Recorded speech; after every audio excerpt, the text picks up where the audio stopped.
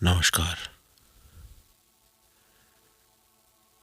This session is about significance of Mahashivratri.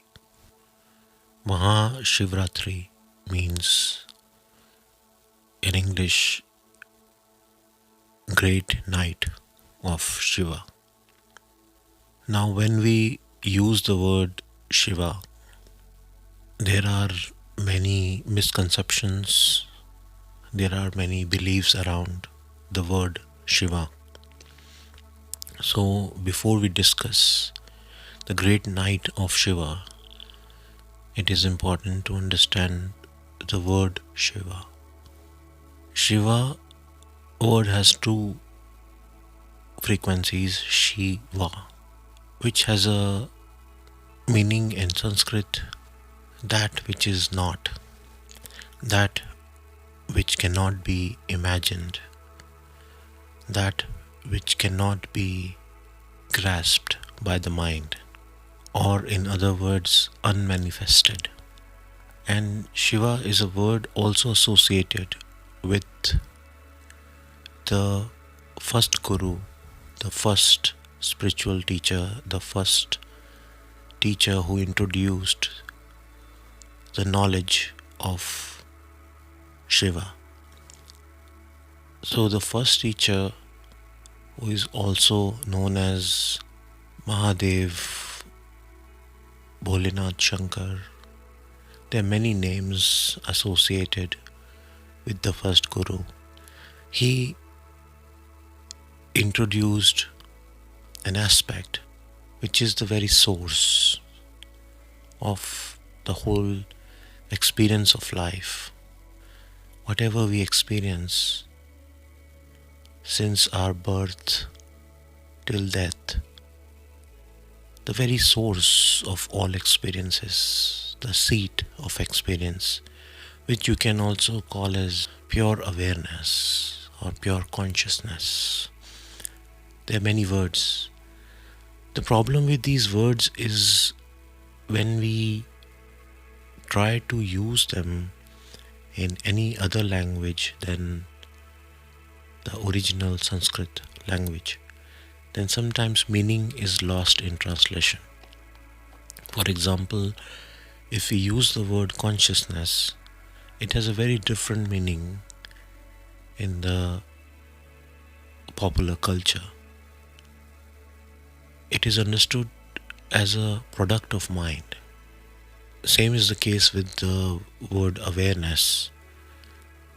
So we would have to accept here that in English language there is no exact word available which is the exact translation of what we refer to as the source.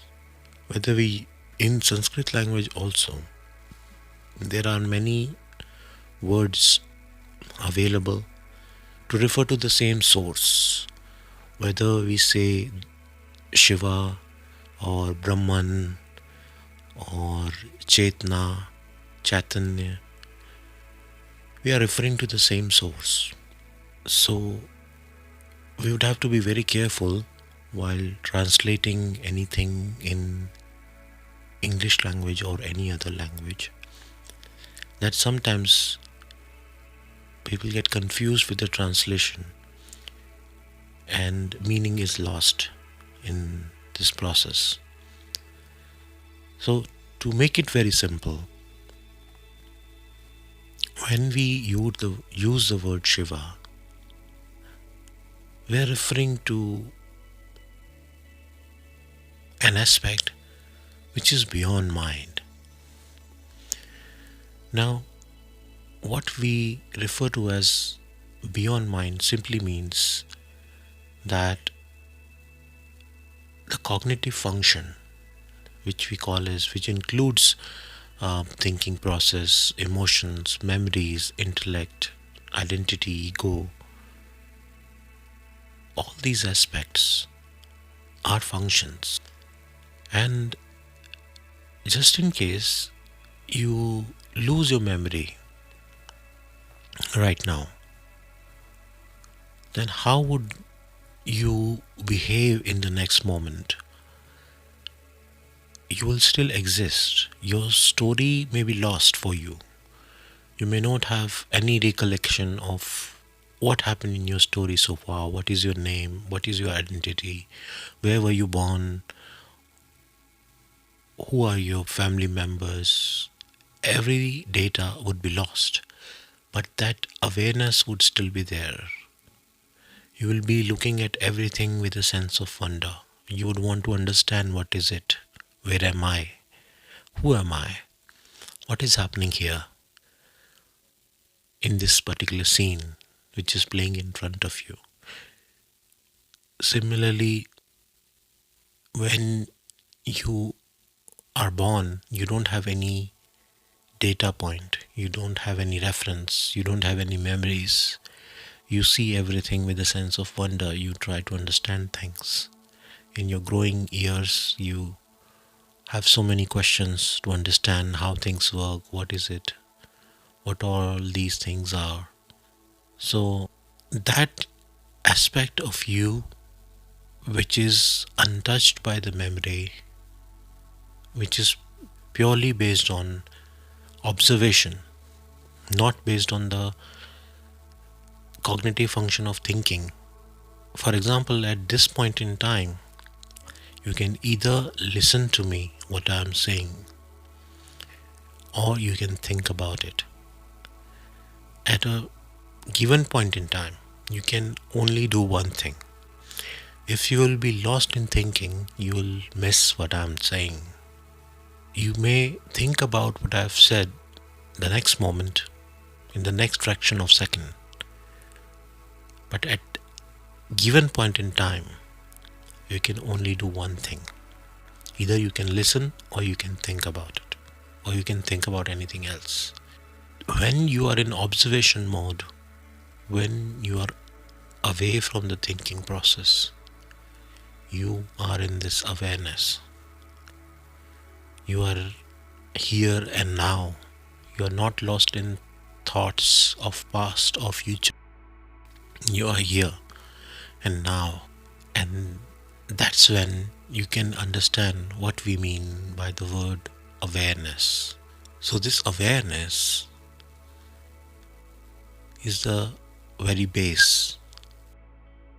Humans have developed this capacity to think and analyze things, and there is a sharp intellect wherein you can uh, decide things based on your memories or your thinking process. And all this process, in the grand scheme of evolution, is a new development. So, the first guru introduced this knowledge, that how to train this newly developed capacity, and rather than letting it cause any kind of suffering, how to use it for self transformation. So that was the knowledge. And these methods and techniques, meditations, spiritual practices were all credited to the first guru. And these methods are tools to reach that aspect of our true self, which we can also call as Shiva. So, Mahashivratri is a day which comes once in a year, and great beings in the past noticed that there is something special about this day, wherein meditation becomes more easy, spiritual practices become more easy. The planetary condition is such that you do not have to apply more effort comparatively, and it becomes easy to meditate and understand the deeper dimensions on this day.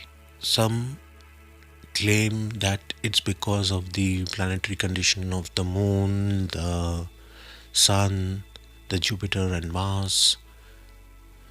But you do not have to believe all that. You just have to observe whether it is easy for you to meditate on this particular night or not.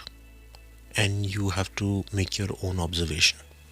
So, because as a seeker, you should not believe any claims, whether it is about the planetary conditions or anything special about that day. You don't have to believe anything. You have to just do an experiment and try it yourself, that whether it really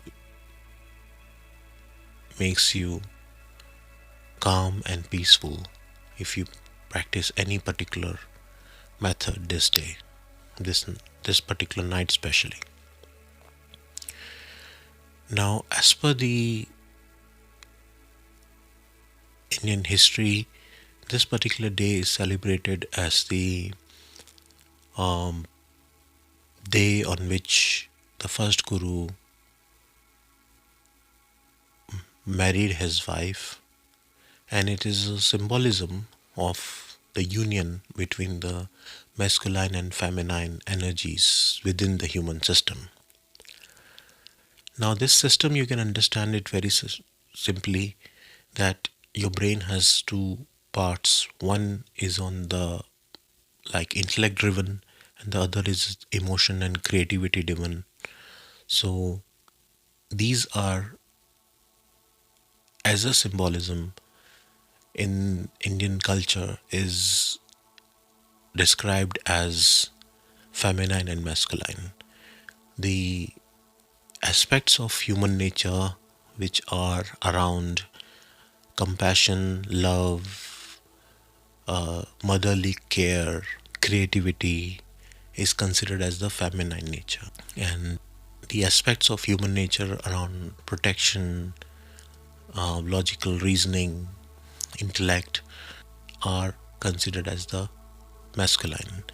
So there is no need to believe this also. You can keep an open mind and observe based on your own experiences and do your own experiments, and based on that you can make your own conclusion. There is no need to believe what others have said or we have said. You have to make your own experiments.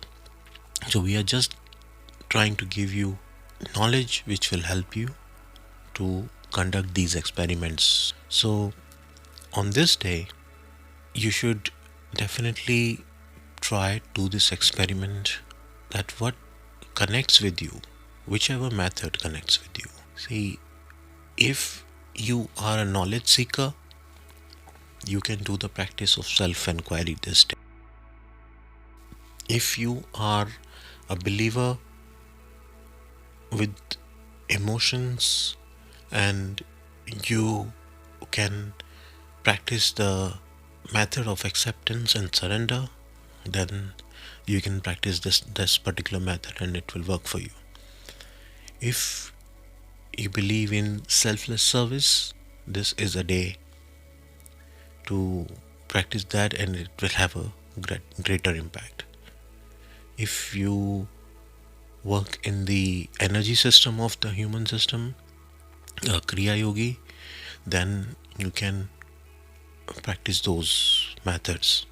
So there is no one particular method which will work for everyone. You have to identify what works for you, and based on that you can decide how to identify that. You can try all the methods of these major four categories of Gyan Yoga, that is knowledge seeking, self inquiry, or Bhakti Yoga, that is the path of surrender, acceptance, devotion, and third is the path of selfless service, Karma Yoga, doing any service which is not have any self-interest. You are doing it for others, and which enhances your sense of self. Enhances in the sense that it expands your sense of self. It's not limited to your own body and mind. you become all inclusive. So gradually your sense of self includes the whole life in the planet, all the living beings in the planet. So you care for all living beings. So that's the path of selfless service. When you want to do something for a greater good, for others, it can be anything which connects with you.